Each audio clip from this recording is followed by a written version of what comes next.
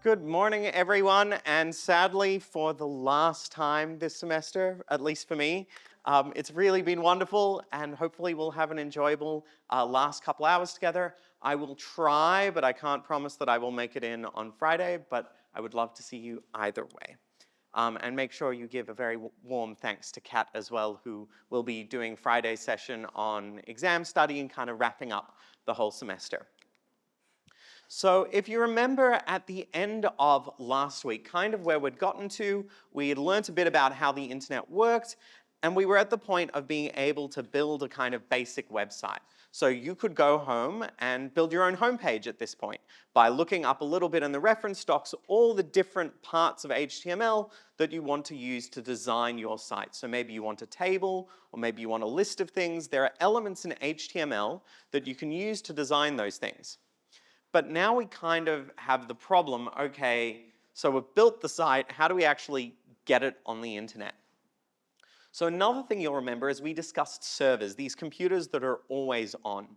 And fortunately for us, there are a few places, a few companies that are willing to host websites so long as they're not interactive. I mean, they can have a bit of JavaScript so you can interact with them on the front end, but as soon as you try and save something, if you leave the page, it all goes away.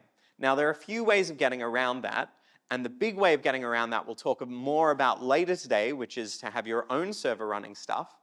But these free services often do allow you, as long as you're not using too much storage and it's just JavaScript and HTML, to host your page for free. Now, a very popular one of these is going to be called GitHub. Now, GitHub does a number of different things that we'll talk about. But first, to understand what GitHub is and what that website is doing, we need to understand something called Git. So throughout semester, you probably had times where you were working on your code, you'd solved one of the problems, and then you tried tackling the next problem and things stopped working. How many of you had that experience where you accidentally broke something that you had previously had working? So it's pretty much everyone in the room. Now that's a real problem not just for computer scientists, but for people working on other things as well. So imagine you're writing an essay and you're chopping and changing and then you're like, oh, wait a minute, the last version was actually better. So we could come up with a few different strategies for solving this problem. And Elizabeth, you seem pretty awake today, so we'll start off with you about how you might tackle this problem in whatever scenarios you encounter. There we go. The really inefficient way I was using for some of the earlier projects was that I would just fully copy my code and try to name it something different, but I also ran out of names, and then it got really messy because I was having like question two reattempt, but with this function, and it just got all over the place. And then I couldn't like mesh them together properly if I wanted to, amalgamate things, and yeah, that was really all over the place. Sounds like a familiar problem. And this is also the way that a lot of law firms still operate today. So they'll have important contract 1, 10th of October, 2024, final. And then you'll have a copy, important contract -2, 10th of October, 2024, final, signed, edits, etc., etc. And this way of managing changes is pretty inefficient. So in Microsoft Word, there's something like the track changes feature, but even that starts to not be useful because it only keeps track really of one set of changes at a time. Now, it does have its place in the world, but as computer scientists, this is the tool that we're going to use. We're going to use Git for the most part. Now, there are a few competing alternatives for what we call version control systems. And they allow us to pretty much label every set of changes that we make and collaborate in a way that everyone can see what changes have been made and combine those changes in a way that's much more efficient and much more flexible. Now, we could spend probably a few weeks of semester describing how to use Git because it's a very complicated tool. But for today, and for your introduction, we'll just introduce, I think, 3 commands, and maybe a 4th one if we're lucky. The first thing we need to do is actually create our Git repository. That's going to happen even before we are able to add things to it. So I'm going to go over to my computer over here. This is just on my own computer. I'm going to make a directory, weblec2. And you'll notice here I've used the mkdir command, which is a standard Unix or Linux command to create a new directory. So I'm going to go into weblec2, and now I'm going to do my git init command, and this time it'll work. Okay, initialize empty git repository in this directory. So now I can start working on my code, and I am going to write test.py. And test.py will define a new function foo,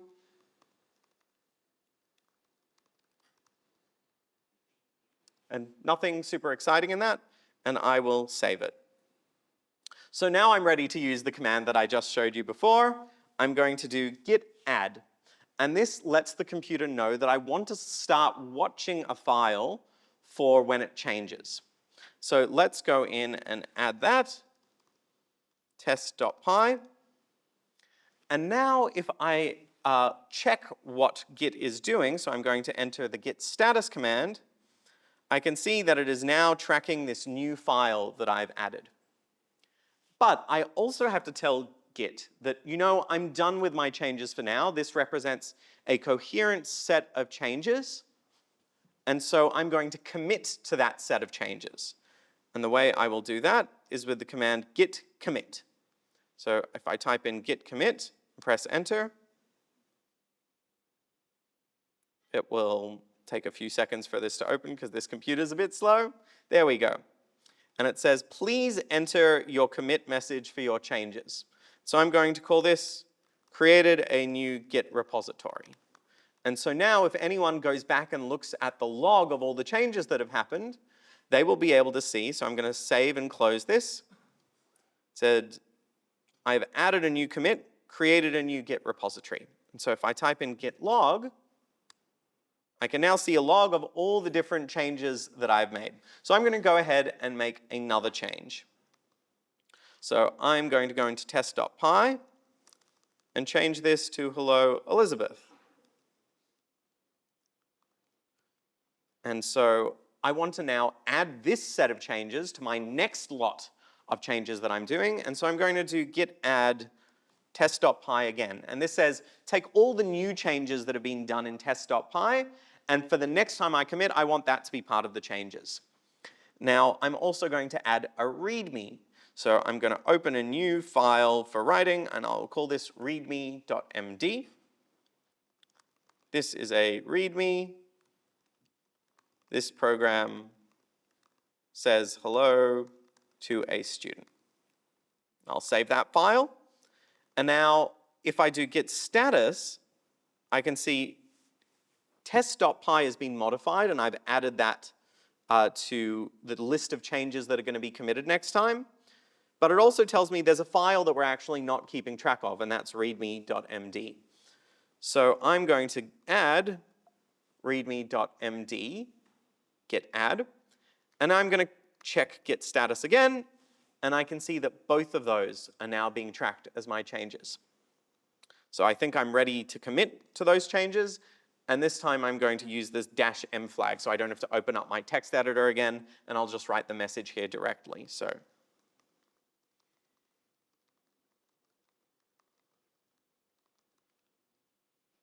I've added my commit message there, and it now tells me what was committed. It says 2 files were changed, 4 insertions, so I added some, that's tracking the lines that were added to the README, and there was 1 deletion. What was the deletion, Elizabeth? Like changing what the hello? Yeah, I deleted the word and replaced Elizabeth, so there was some deletion on that line as well. And so now if I do git log, I can see, oh, there are 2 things that have now happened in my history. I've created a new Git repository and added a hello to a student. So I'm actually going to wipe out everything in this directory right now, and we're going to start again. So I'm going to delete the whole Git repository, delete everything, because now I want to show you how you might actually use this to publish your website to the internet. So I'm going to fade to black for a second while I check what's in my web browser.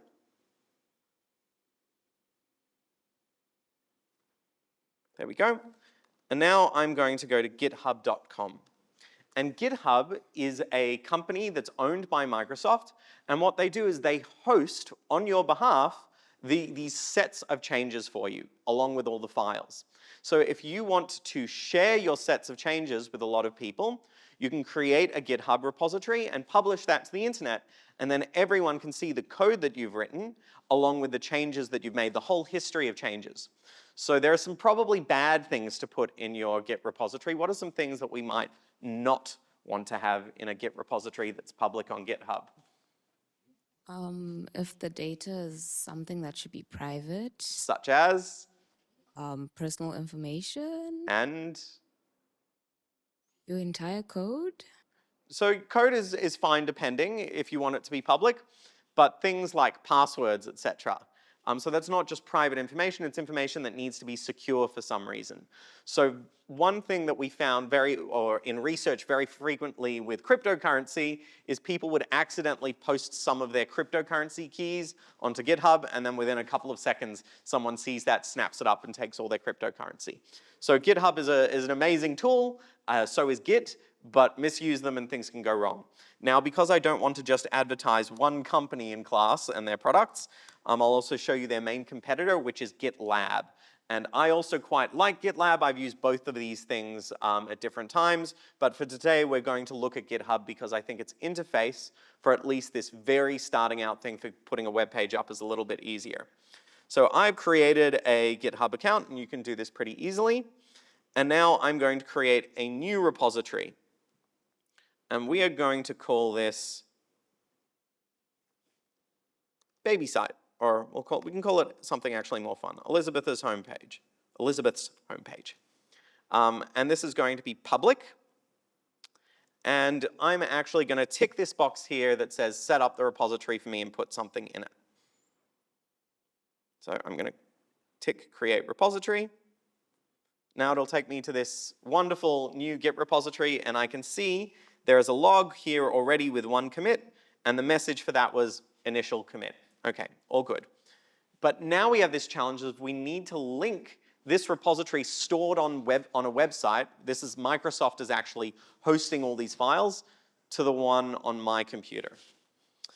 So over here we can see this drop-down button, and we can see that it gives us the address of the Git repository. And this is a Git address rather than like a web page, because it's meant to be used by the Git command and not just by us like typing something into a web browser. So I'm going to copy that, and then I'm going to go back to my terminal, and now I'm going to use a new command, git clone. And what git clone does is it connects the folder that I'm in on my local computer to a location that is remote. And so we'll call that the remote, because it's the remote location for the GitHub repository. So if I press enter, it says cloning into Elizabeth's home, which sounds fun. And now if I look in my directory, I can see, oh, there is Elizabeth's home. And I'm going to go into that directory. And remember, CD is for changing directory into a directory on my computer. So now I'm in Elizabeth's home, and let's actually put some HTML in here. So I'm going to create a file index.html. And there's something special that we haven't yet talked about using the word index. Index, or I think I might actually have mentioned it, index is the default file that a server that's meant to be displaying web pages will always look for first if the user hasn't given a specific path. So if you haven't said connie.info/cats.html, it'll always look for index.html as the first thing. And it won't even always display that in the address bar. That's the default. So let's go into index.html, and let's write some basic HTML in here.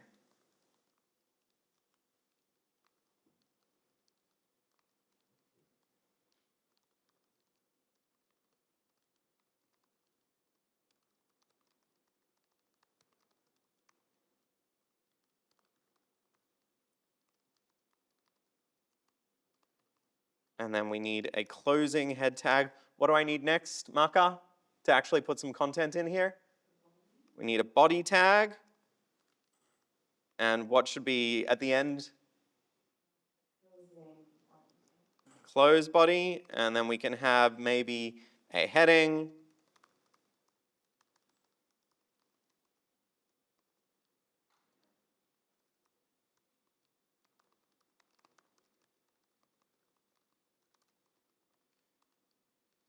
So if any of you also want to be the coolest people in FOC, you'd better get on this. And actually, there's an extra space there. So now if I were to open index.html in my own web browser, I can see the website kind of works, but it's just this particular file on my computer. It's not actually on the internet.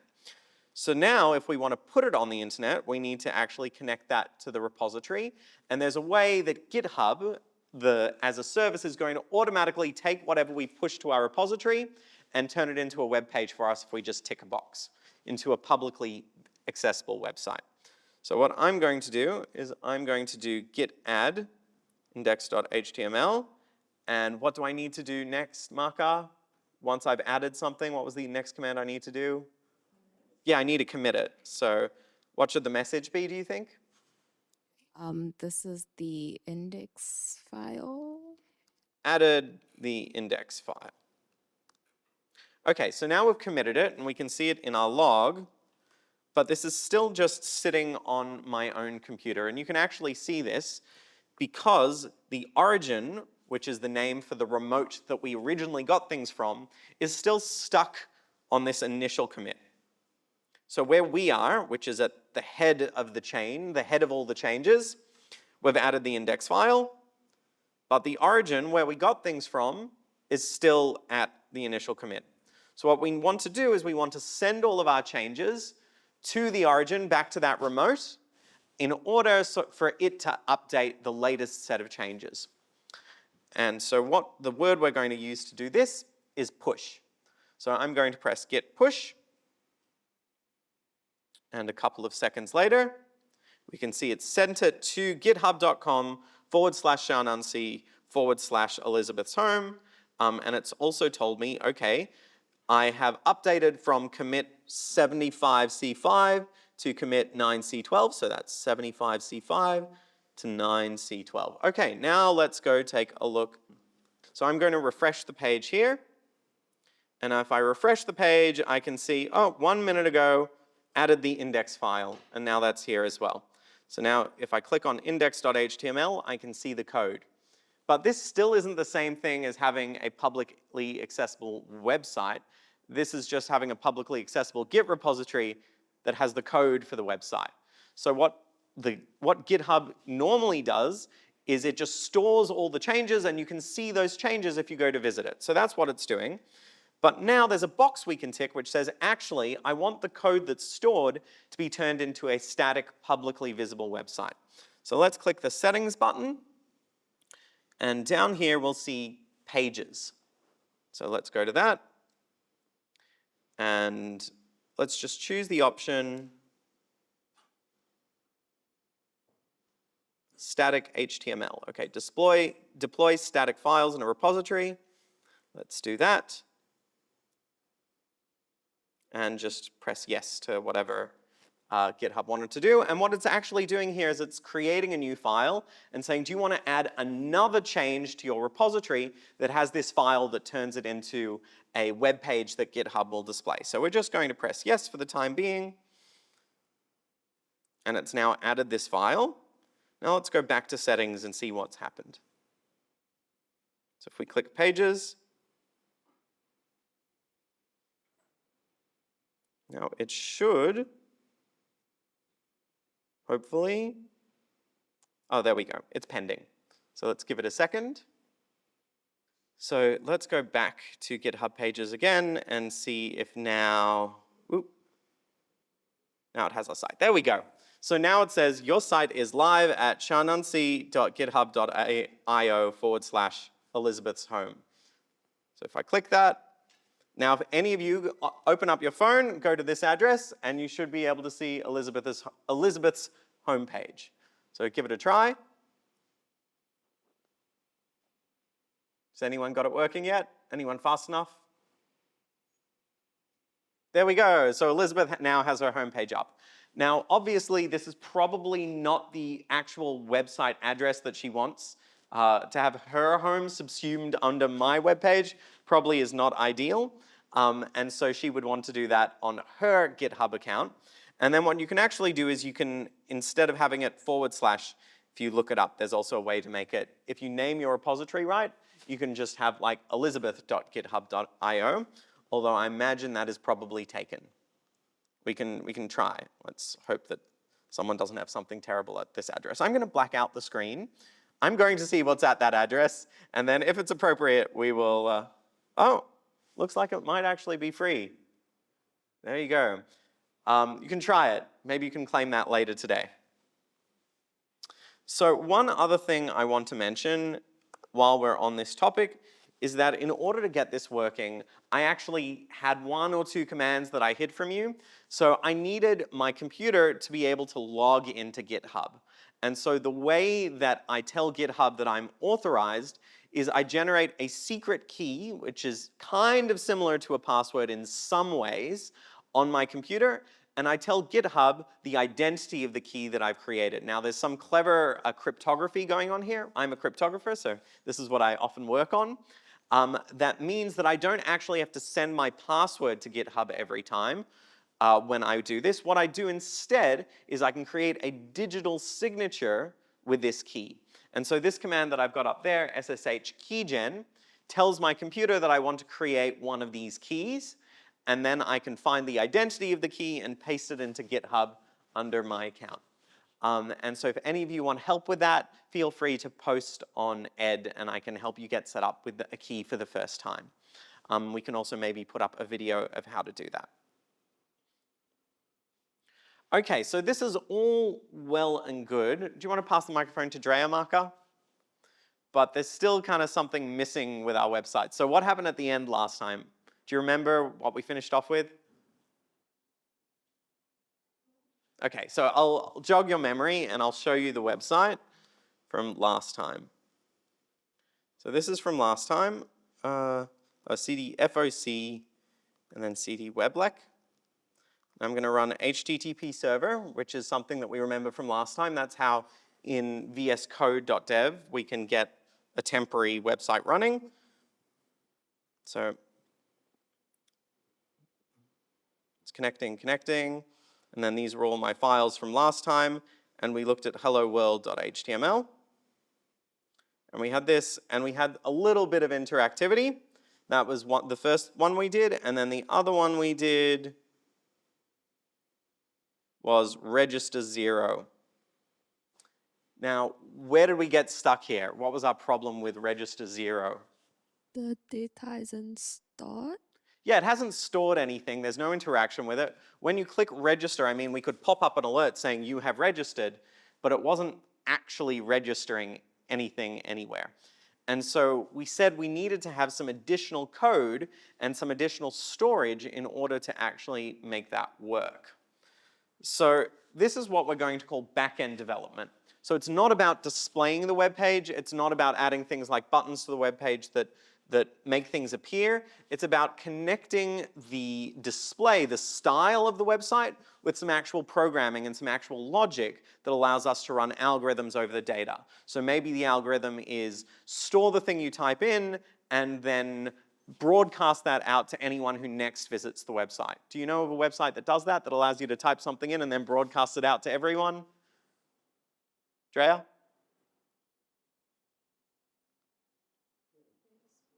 Okay, Facebook does that. What else does that?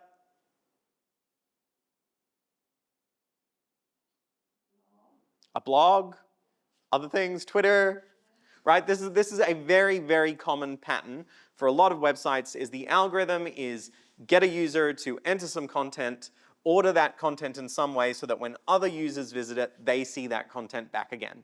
And that was really what people call Web 2.0 or Web 2 was this notion of the website shouldn't just display things, it should be able to take user input and then put stuff back out into the world afterwards in a lot of different forms. So one way we could do that is by writing some ugly Python code that looks something like this. Now this uses a library called the socket library. I'm not expecting you to actually do this. This is the wrong way of doing things. This code is not ideal in a number of ways. Why is this not the thing that I want to do to create websites?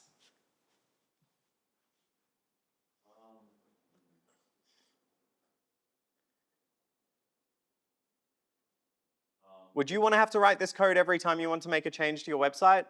Nah, it seems a bit long. Okay, not only is it long, what are some other problems with it?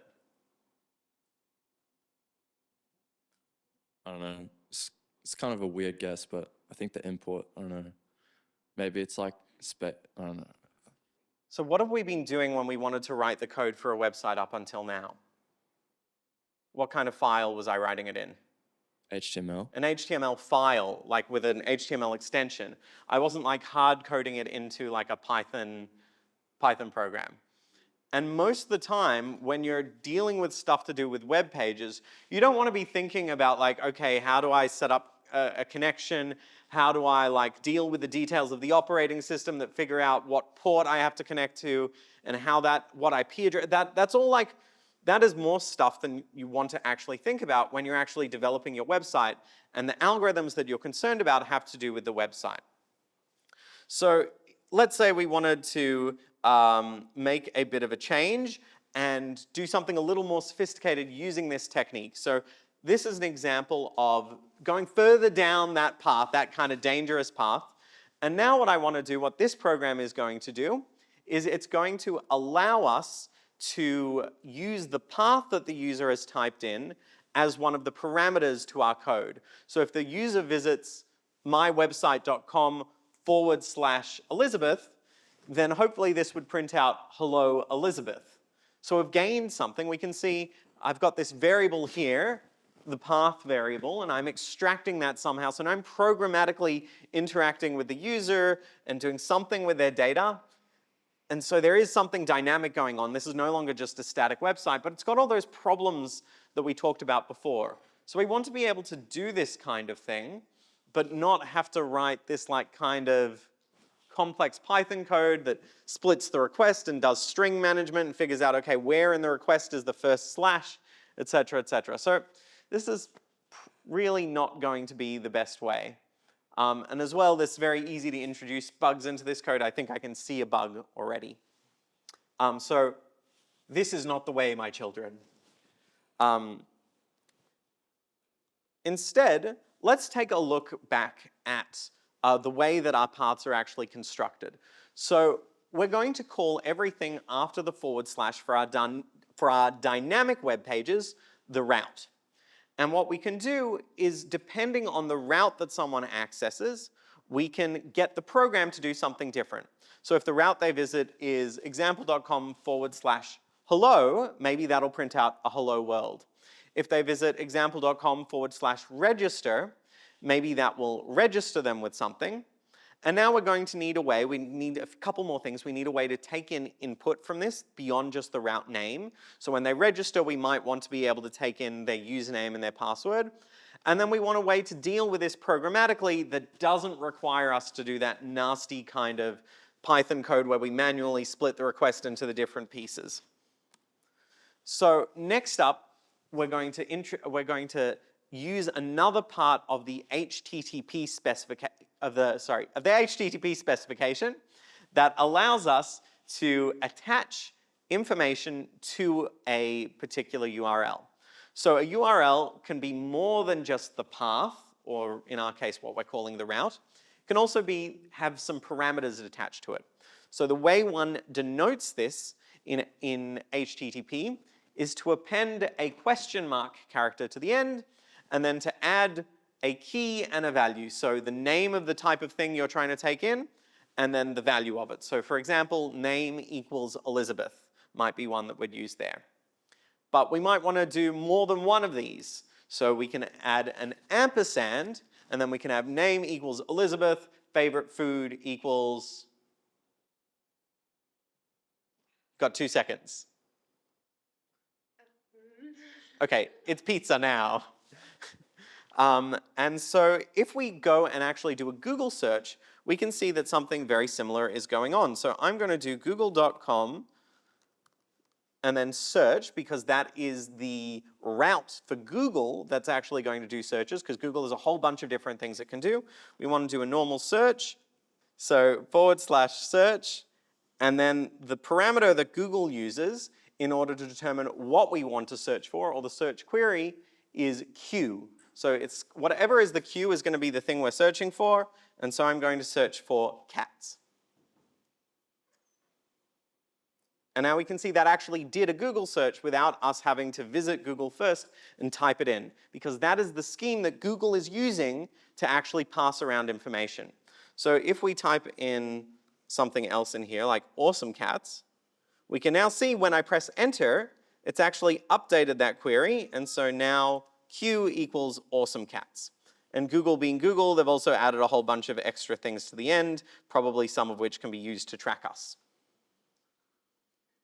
Yeah, lots and lots of different pieces of information, and some of them are also encoded, so you can't just naturally tell what they are. So what happens inside the HTTP protocol when you do that is something like this. So you're making a GET request, which is the normal type of HTTP request, but now it's just going to append that entire path to the request. You can see this went to google.com and sent Q equals cats. Now we want to be able to deal with, in a nice way, with these queries, with these different parameters at the end of our routes, and we want to be able to deal with routes efficiently without having to write from scratch all that Python code every time. So what do we do when we don't want to write Python code from scratch? Copy it from someone else. What else can we do? It's similar idea. Copy it from like your files in VS Code. Not even copying this. What do you do when, let's imagine that you wanted to create a default dictionary, but you don't want to write the code for how a default dictionary works. What do you do? Or sign is a bad example. Actually, sign is a good example. If you want to compute the sign of a number, do you go and write how to do sign? Like sine, cos, tan. No. So what do you do when you want to do that? Import a dictionary, import something. Yeah, you import something. That's a library. That's code that someone else has written that already does a lot of these basic functionalities. And because web programming is one of the things that is really, really important to the world and that people want to do, there are a whole bunch of different libraries out there to do this. And we often call these libraries that are specialized towards websites web frameworks. And so we're going to talk in class about one particular web framework, and the reason we're going to talk about this particular one is because it's fairly simple and doesn't come with a whole lot of additional stuff that you have to learn to use it in the very basic way. And this framework is a framework called Flask. Now, the basic things that Flask is going to allow us to do is it will set up a very basic web server for us so that we don't have to deal with all the different status codes and sending the HTML ourselves. Instead of that, what it's going to allow us to do is it'll allow us to just focus on the logic of our application. So the way this is going to work is we're going to write the bulk of our program inside app.py. And this is just a name that Flask says, okay, normally by default, unless you've set it specially, if you want to write your web application, write the main logic in app.py. And then if you want, you can also separate other bits of your program into other files, but the main instructions should be in app.py. And now we're actually going to look at writing a very basic app.py that's going to connect with our register form. So there is our register form by memory, and let's open up the HTML inspector and see what we have here. So we've got a couple of things. We've got name equals email, name equals username, and name equals password. Those are our three form elements, and so that's what we're going to want to connect to when we're writing our Python program, when we're writing our app.py. We are going to want to get the name, the email, and the password and do something useful with them. So let's start off in here. And I am going to, in this directory, weblec2, I'm going to stop this thing from running, and I'm going to create a new file, app.py.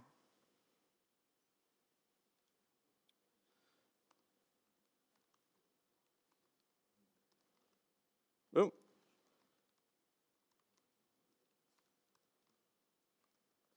So one thing that I'm starting off with is Flask is a very big library, and so from Flask I'm going to choose a couple of particular things that are going to be useful to us.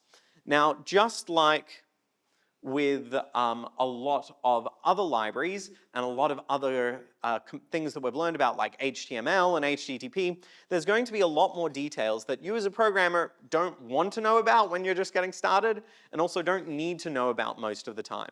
So one of the techniques that's important to start developing is figuring out how to go to the documentation, figure out the specific thing you want to do, and then what tools you'll need to do that based on what's available. And this is one of the really important software development skills.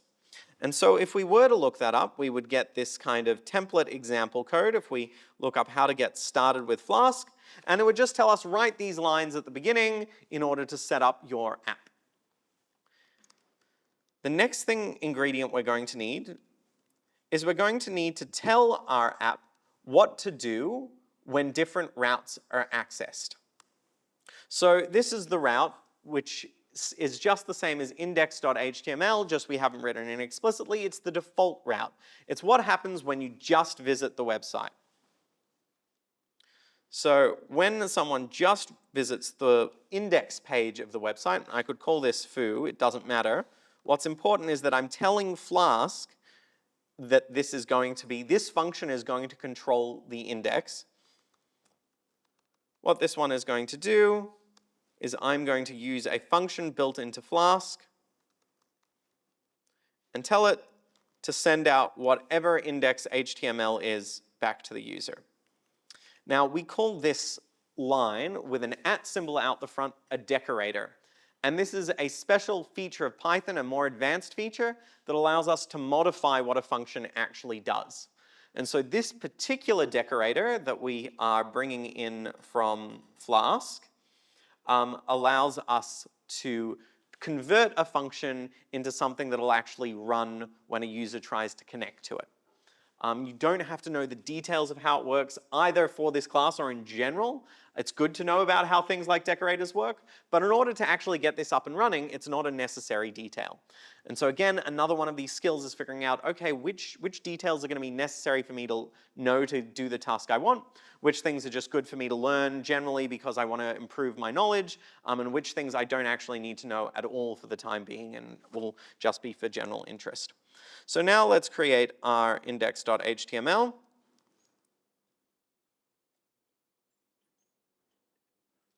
And let's do the same thing we always do now, doctype HTML.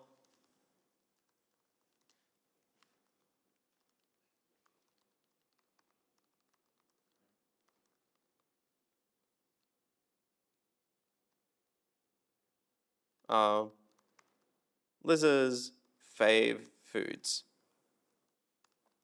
And let's end the head.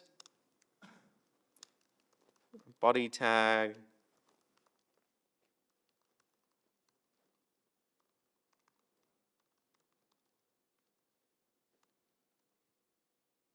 And just leave it at that as a paragraph for the time being.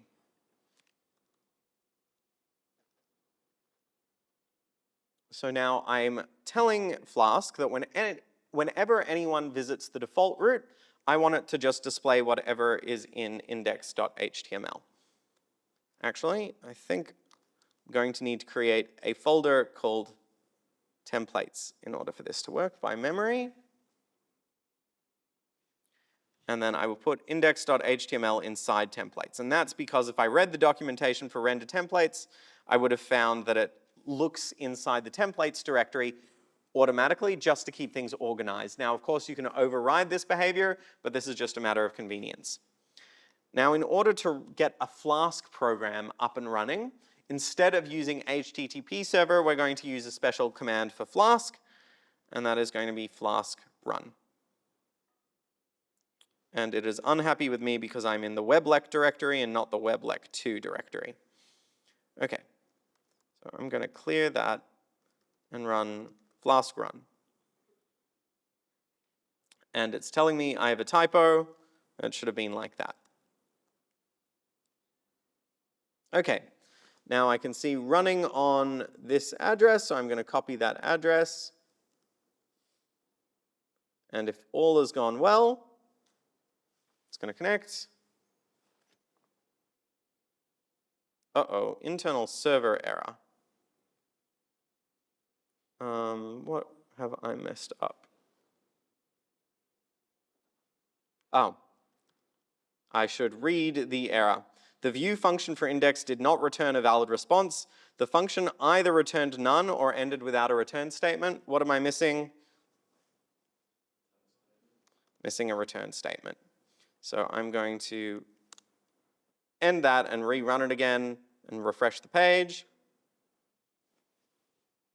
Hello, I may like some foods. Okay, so not very interesting yet, but we can still see that now we have a Python program that is controlling the website without having to write some of the janky code that we did before. Now, if you actually tried to run my janky code from before, it wouldn't actually work. There were a whole bunch of things that were missing from it in the first place. It was just an example of how one might try going down that direction. And part of the reason is that I wasn't really obeying the HTTP specification quite properly enough. And so a full web server like this, like Flask, is going to have many thousands of lines of code to actually work. Let me put that back there. Okay. So right now, there's no difference between this and a static website. It's not actually doing anything dynamic. All I've done is write my own code that displays a static website. So if we want to actually do something more interesting, we're going to need a way to deal with the results of a form. So let's now extend things a little bit and write just something slightly more advanced. So we'll do app.route, and then we'll do /greet. So kind of just like a hello world, but that greets the person appropriately. So def greet. And remember, I don't need to necessarily call this greet. The decorator already handles that. I can call this whatever name I like, but greet seems to make sense. So what I'm going to do now is I'm going to use the return render template function again. Only this time I'm going to do greet.html. And I'm going to use some additional functions from the Flask library. Okay, this is still running in the background and being unhappy. I'm going to use some extra functions from the Flask library that allow me to actually extract some of the information that might be in the HTTP parameters. So I'm going to add an argument to the render template function, and I'm just going to tell it that I want name to be equal to the request.args.get name. And so let's create a form inside this. And now I need an input. And I'm going to make this the name input, so a place for you to put in your name.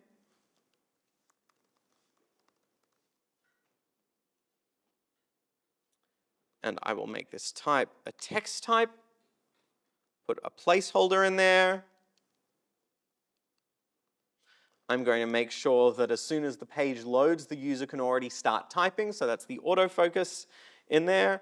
And I'm going to turn autocomplete off. And again, these are just things that you can learn about by going on the manual pages for different HTML elements. And along with this, I'm going to need to actually tell my form what to do when the form gets submitted. So I'm going to add an action to the form. And this just tells it what route to access, where to send the data from the form when the form is submitted. So what should the location be? What route do I want to send this to? It was greet. So when the form is submitted, it should send that data to the endpoint, to the route /greet. And I'm going to add one more thing to it and tell it that it's going to make an HTTP GET request. Okay, this is all right. What am I missing now? Do I have a way for, I can display this. Oh, it says I'm missing a closed string somewhere. There we go. So let's run this. What am I missing that normally goes along with a form? Yeah, I need a submit button over here. So let's add this.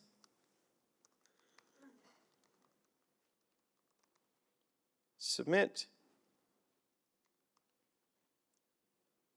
Now greet. Now if I refresh it, now I've got a greet button.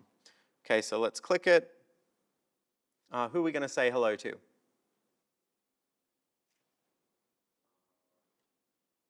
You got like 3 seconds.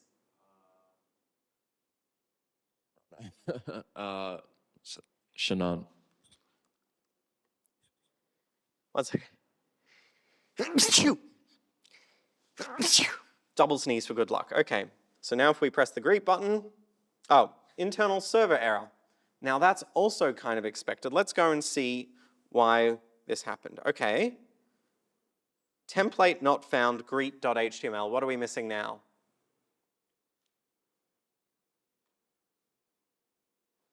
There's my error, template not found greet.html. What's happened? Do we not put greet into the templates? We didn't actually make a greet.html for it to show to the user.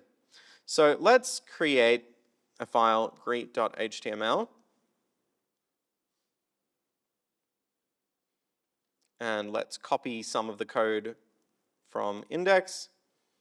But instead of having the form, this will be Liz's hello,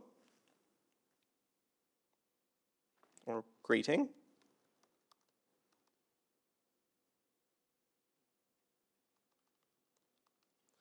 And let's run it again. I'm going to refresh the page. Just says hello name. What's going on? You need to get the name like Shannon and then output it into the file. Yeah, so somehow what I've written is just a normal HTML file, and I need some way of connecting up the Flask program with what it should actually put in the HTML file. And so if we look in my app.py code, I can see that I've set a variable name here, but I haven't actually used a variable in the HTML. And in fact, HTML doesn't actually have a way to do variables. So we're going to need something else.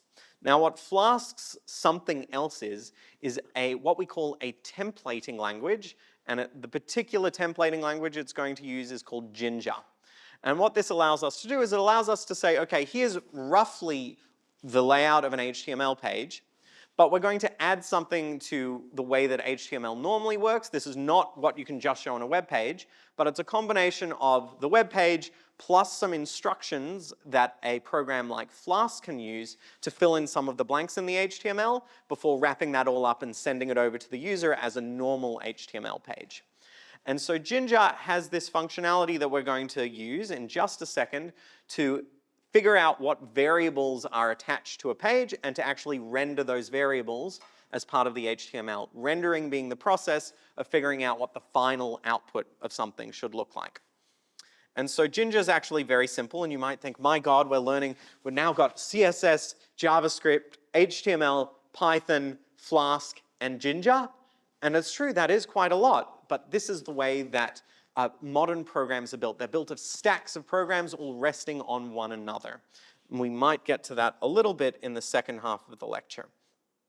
So let's go to greet.html, and I'm now going to add some Ginger syntax. This is not normal HTML syntax, and if you write this in a static web page and try and put it on GitHub pages, it won't work because it's not actually HTML. It's this other Ginger language that Flask recognizes. And so now I can use the name variable, and I can see that over here, I've actually defined that name variable, and the render template function is going to use all these parameters and put them in, replace whatever is in the Ginger with whatever the result of the variable is. So now let's try this again. I'm going to go back. Name Shannon. What is your food? What is your name? Hello, Shannon. Okay, now we have our very first basic dynamic website. So we've made quite a lot of progress, but still not quite all the way there to to dealing dynamically with user content. Now let's take a 5-minute break till 10:05, and we'll come back and try build this out a little bit more. Okay, and we are ready to come back and build out our application a little more. Now, one thing that I noticed is that our web pages currently look pretty plain, and also they don't behave the way that a real web page would look like. So let's go back to my homepage as an example and look at some of what happens. So we can see that this is my kind of homepage, and then if I click the Publications tab or the Teaching Q&A tab, all the stuff at the top remains the same, the styling remains consistent. So do you want to pass the microphone to Ethan? He should be awake now. So what's the basic way of keeping the style consistent? What can I do? Have an external style sheet. Okay, so I could have a style sheet that's the same, but then in every page I'm still going to need to include that style sheet. If I want the title to be the same, all the meta information to be the same, the structure to be the same, what do I do? I guess you could just consistently use the same classes. Yeah, I could use the same classes, I could copy the code, and every time I make a new page, I could include a block that is the same head, and then I just modify some of the stuff in the body. Now, normally when we see repetition in programming, we get a little skeptical. We want to package things up. How do we do that in Python normally? Usually functions. Usually functions. So we need some kind of like similar-ish thing that we can do in HTML. But because HTML is not a programming language, it's a markup language, we don't have any of that like ability to use functions. Now, one thing we could do is like manually write that code in Python. But one thing that we get by using Ginger and Flask together is we get the ability to use templates. And now right now the templates that we've used have been entire web pages, but a much cleverer way is going to be to package up some of the code that gets repeated a lot into a particular small template that's not a whole web page, and then include that part of the web page as a block or as a component that we're going to use to build up our whole thing. So that's what we can focus on next. So let's write some basics for what our web page is going to look like. And I'm going to take this from index8.html, and I'm going to just copy for the minute all of index.html and put it in basics.html. So let's say that the title for on all our pages, we want it to remain consistent. We're going to have an h1 saying, this is part of Liz's homepage. And then I am going to, so I'm going to look this up, horizontal line HTML, and that's an HR tag. So I'm now going to add an HR tag, which is going to create like the same kind of line that I use on my own web page under the big bold thing that everyone sees at the start. And then I'm also probably going to want to include some style in this web page. So let's use Bootstrap. So I'm going to copy the style sheet reference from the Bootstrap website, and I'm going to put that in my head as well. We can see there's the CSS file that I'm including, and now I can do some things like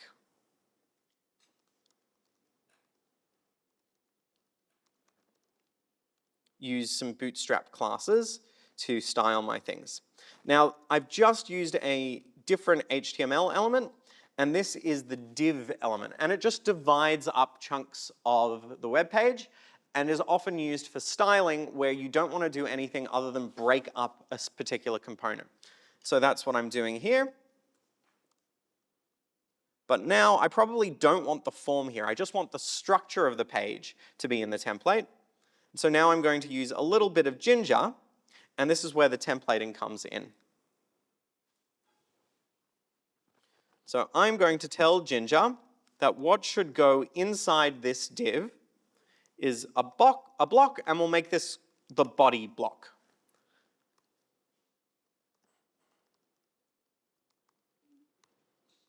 Okay, and now this basics.html won't actually work properly because we haven't given it this body block. But now let's go back to our index.html for the minute. And now we don't need any of this head stuff. We don't even need the body tag because that's already here. All we need is really the stuff that we want to go in the middle. So I'm going to delete all of that and just be left with the chunk of index.html that's kind of unique to the index. So it's just these few lines here. Not sure why that isn't going away. There we go. So now let's go back to go over here. And now I actually have to say that this is going to be an extension of basics.html. So extends basics.html. And that what is going to follow will be the body block.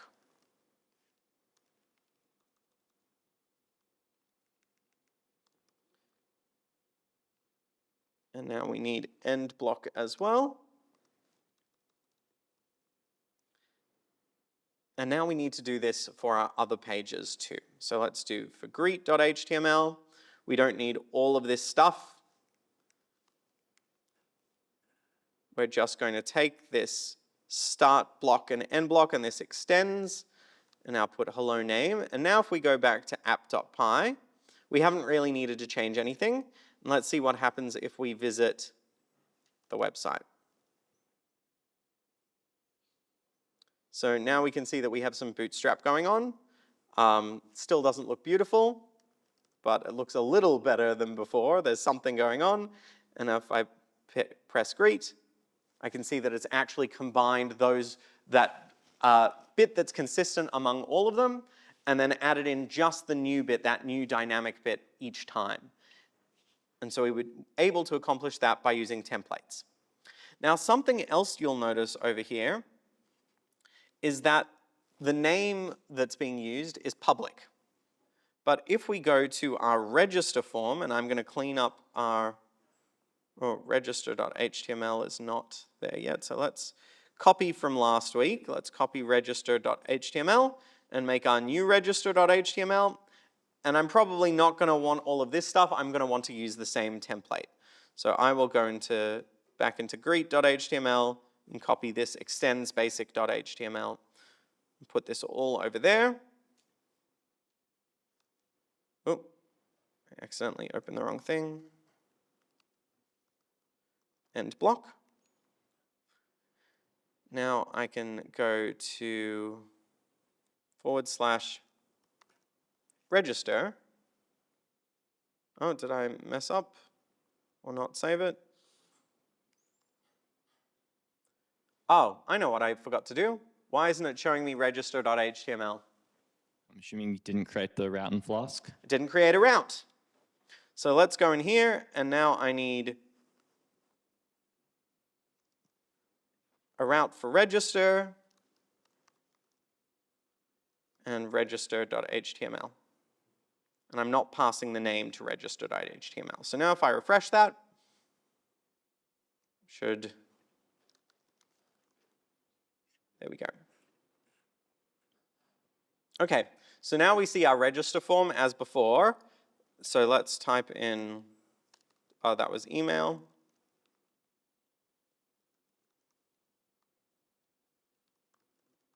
And now put in my password.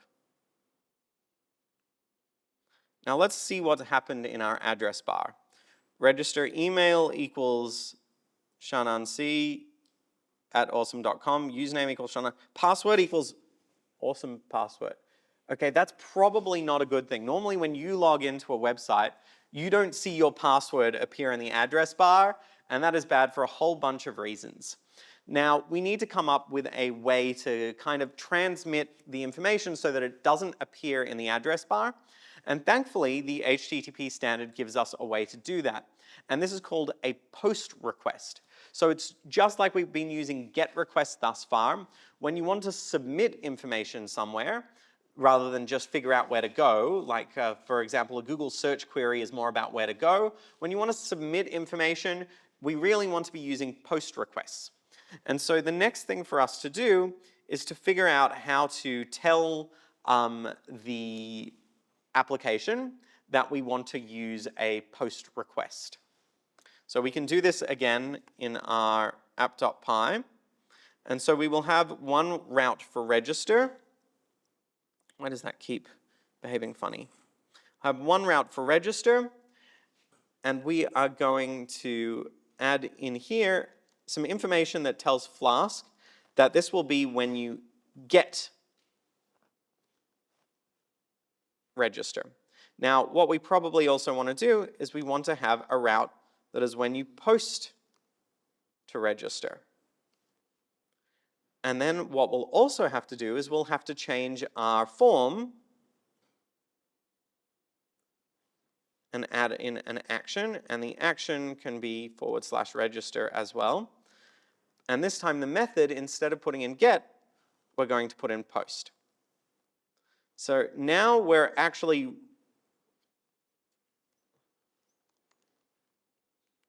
call that one get register for the minute. And that should have an equals. There we go. So now we are ready to run it, but you'll see that there's no difference between what I'm doing when I get the page or when I post to the page. But we can still give it a try.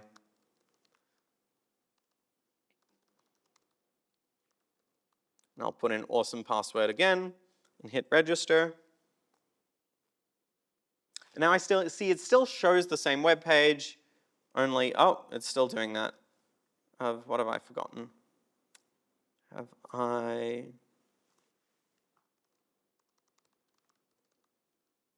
going to change the password so we can see if it worked. There we go. So now it's doing a post request, and we can no longer just see it in the address bar, which is probably how it should be behaving. This does not mean that my application is secure, but it is a step up from what I had before. So one thing that you might want to do is actually combine those two methods within a single function. And let me see where I put that.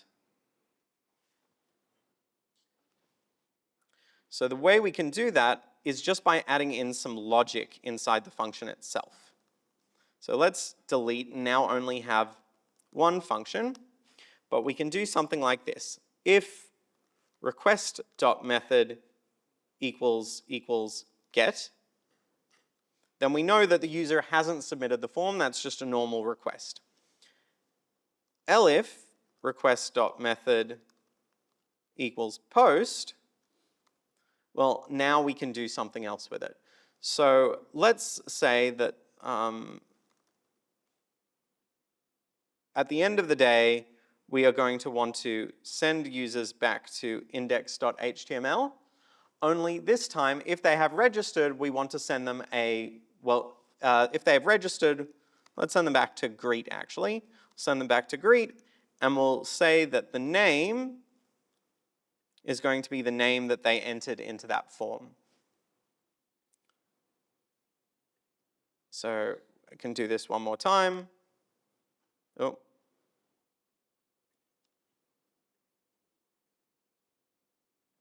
And now, by default, Flask is only going to respond to GET requests, and so we're going to have to tell it that this method will respond to both GET requests and to POST requests. And I'm not sure what this just did. I can no longer use request.args.get because now it's being submitted as a POST request, and so this method before is just using the end of that query string to figure out the variables. Now that we're actually submitting it via form, we're going to have to use a slightly different method. So we can use requests.form.get. Let me just double check that that is indeed called, oh, it's called username. So that is the last mistake. So now if I change this to get username, that should work.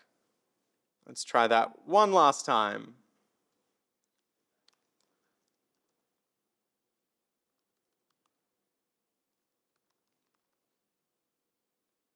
There we go. Okay, so it was just a mismatch between the form that I had made and between the Flask and Ginger code that I was using. So you always have to check that you've actually matched that up. Now, the last thing that we're not really going to get time to do in depth is this is still kind of static in a way. I mean, it's doing something with the information that I'm putting in, but this variable hasn't been stored anywhere. So what I could do is now I'll do a temporary version and we'll leave out the longer version until you advance further in your degrees. But let's say we have a variable username, and that's going to be blank. And for greet, so if username equals nothing, then return render template greet.html.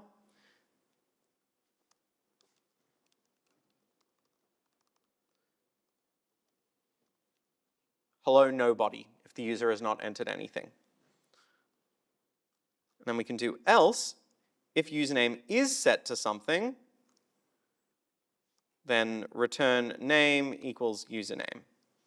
But now we actually have to set username as well. So if the user calls that post method, what we can do is we can now do global username because it's a global variable, and then username equals request.form username. Now name equals username. Where did I put that? I left an equals sign off there.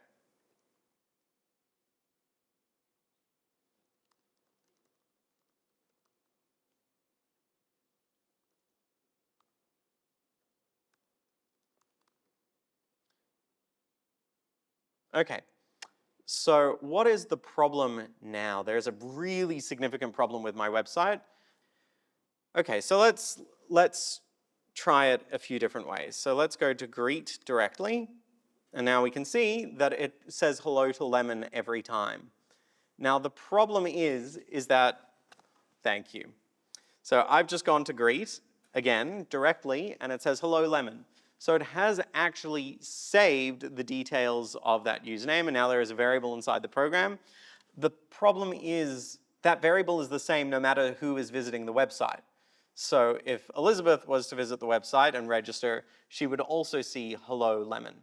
And so we're going to need some new technologies or some new ways to keep track of who the user is that's visiting in particular, and then hopefully a way to actually persist the registration beyond that one time that you visited.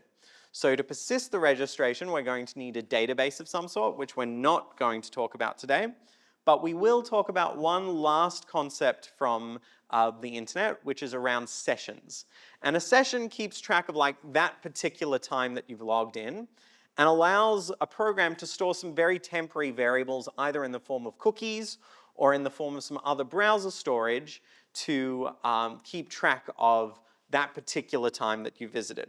So we can write now a little bit of extra code that allows us to actually do this. So let's go back here, and I'm going to import some other stuff from Flask. So this is from a Flask module called, or a Flask library called Flask session, and I'm going to import session. Now I need to add some additional boilerplate over here.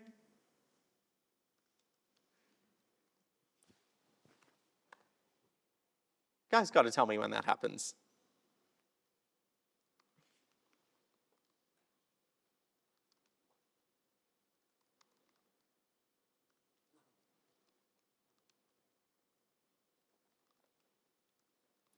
And you can learn more about setting these options in the manuals for this.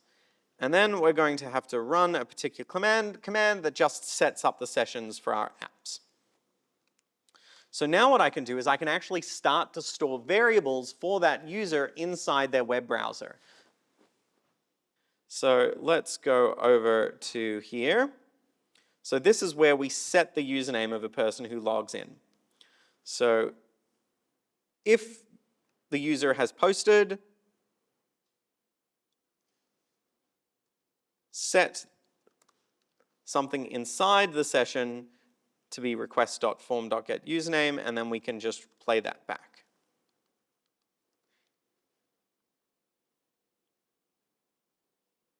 And that should actually do it.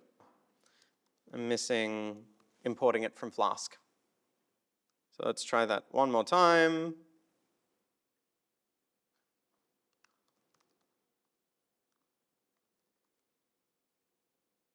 There we go. Hello, Loopy Loo. And now if I close this page and visit greet again, where have I made another mistake? Username is not defined. Oh, so instead of if username equals nothing, I now need to do if session name is nothing. So if name not in session or not session name. And this checks both that the variable exists and that it's not empty.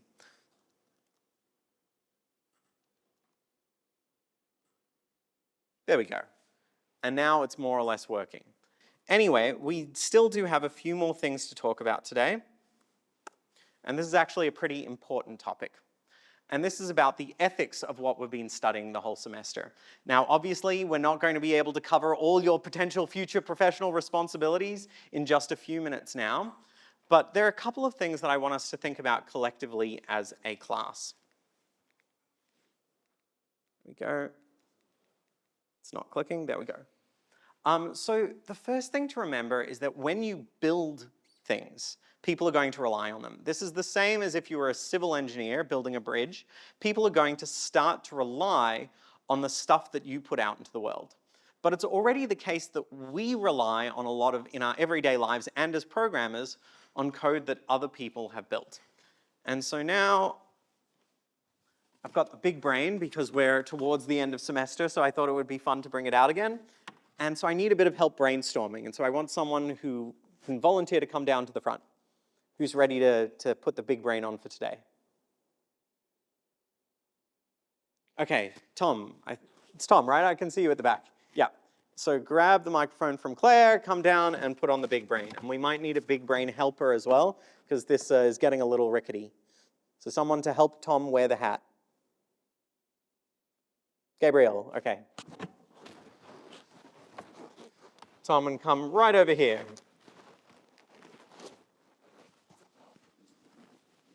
Okay, you might need to hold it on for the minute.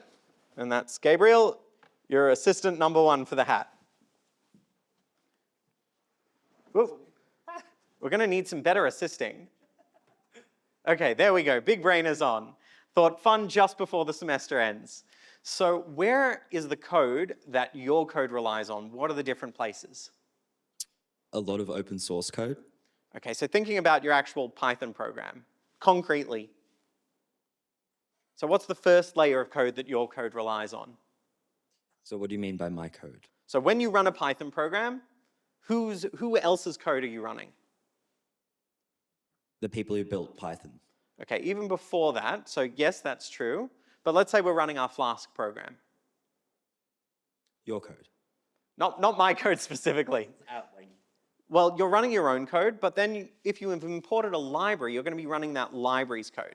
Then after that, you said it before, Which one? the next layer down, The people who built Python. the people who built Python. So when you run that Python command, there are the people who actually wrote that code. What about underneath that?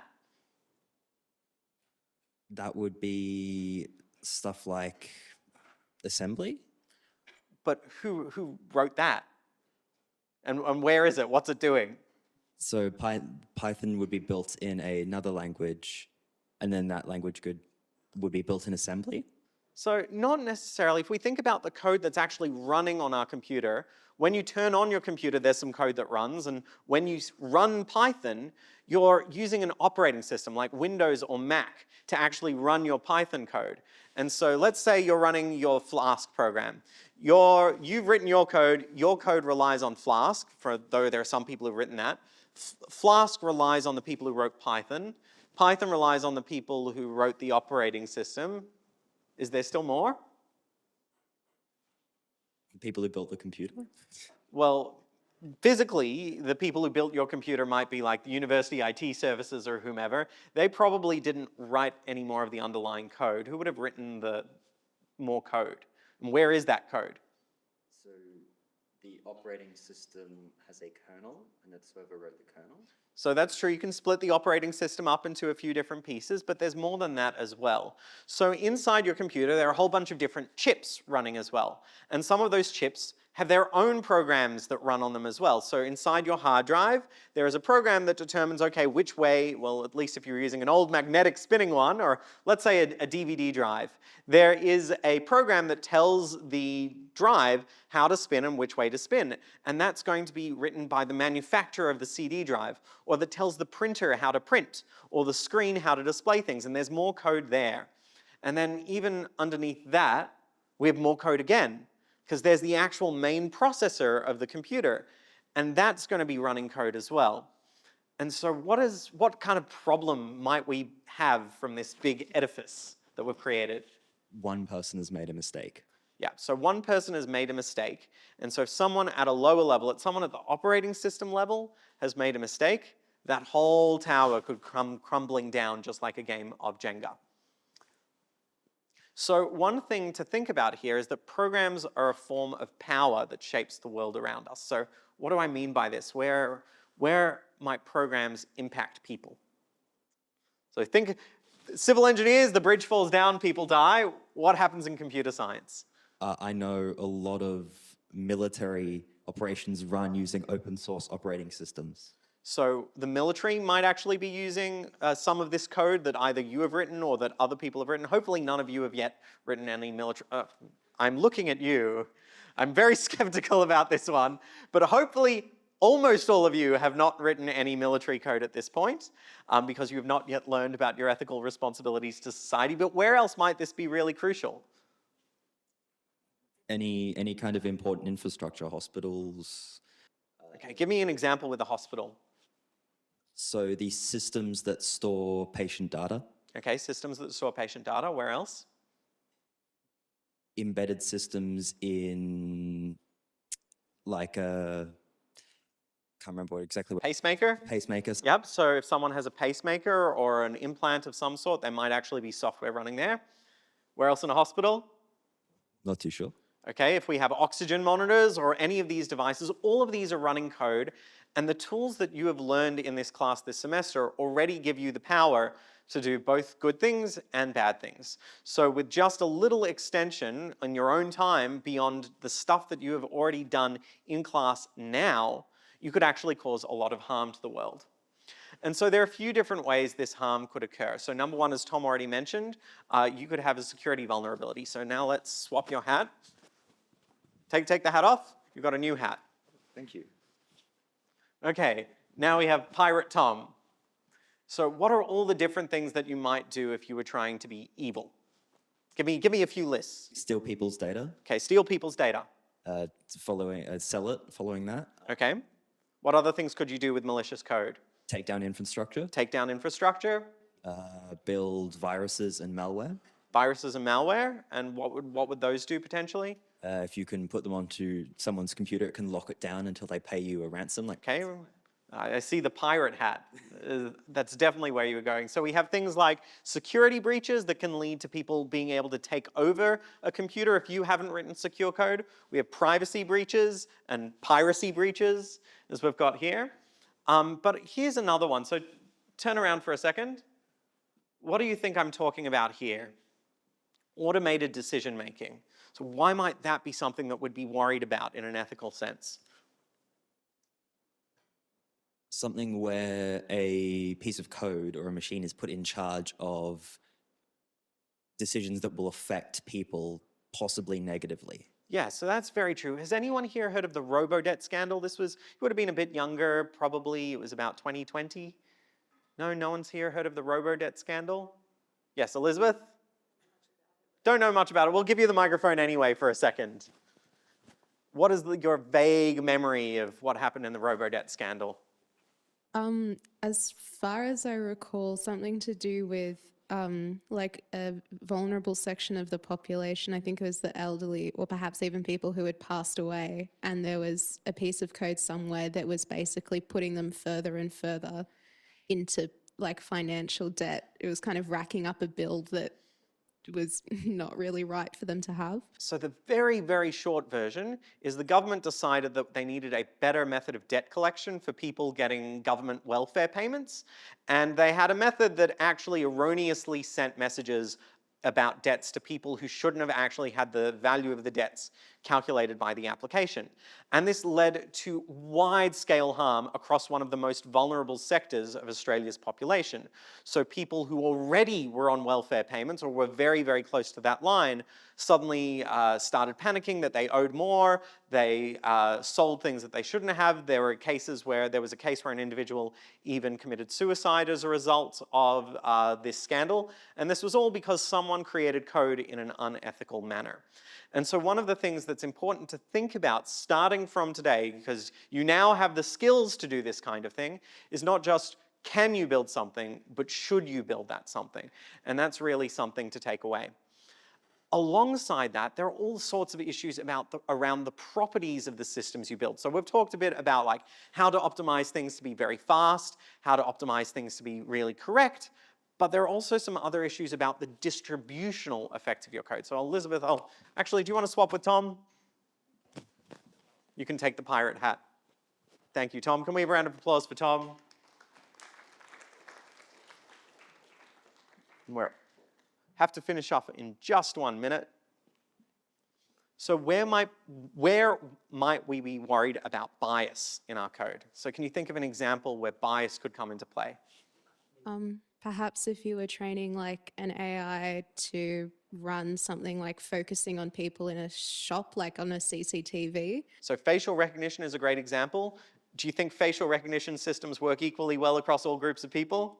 Probably not if you haven't trained them equally across groups of people. So this is a very well-known issue that facial recognition systems have historically not worked well on people who have darker skin tones, which means that in things like exam identification systems that have been used to make sure that students are the right student appearing in the exam, a student who has darker skin color might be falsely accused of cheating at a different rate to a student who has a lighter skin color. And so these systems are pervasive within society, and increasingly these are the types of issues that we need to be thinking about.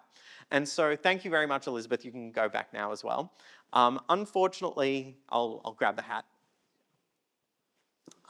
Unfortunately, we are at the end of my time with you this semester. Kat will be back on Friday for all of you. But I do want to say 2 more very small things. So the first is a thank you to our production team, a couple of members who are here. So Rithik over there on the camera, can we have a round of applause? And our student volunteers as well. Trinity over there, can we have another round of applause? And Dritty and Bernice. Bernice, are you here? No. So big thank you to all of them. And as one final thing, this is not the very end of the story. You are going to have your exam revision. But other than that, I really want to encourage as many of you as possible to take my next class, Foundations of Algorithms, that I'm going to be teaching next semester. If you like the kinds of props and the staging design and the high quality camera things going on here, it's the same thing, but much bigger and much better. I was just taking this class for 1 semester. That one I've been teaching for 4 years, and I built up a whole bunch of demonstrations and exciting things. If you want a little preview, you can actually watch all of the last year's lectures and all of the year before, et cetera, at algorithmsr.fun and see if that's a class you want to take. And with that, thank you very much. You have been wonderful, and I hope to see you next semester.